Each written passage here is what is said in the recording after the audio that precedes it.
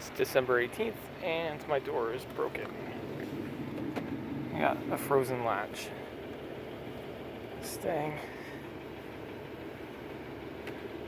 is going. I'm just gonna let the car warm up, and it's still.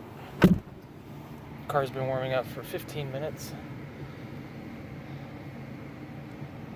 And it's obviously icy out, and it's not going. Okay.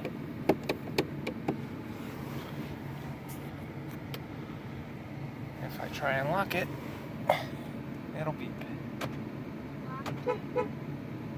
Because there's an error.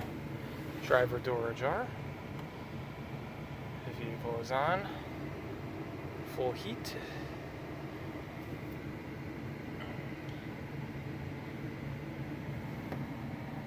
And this is an issue.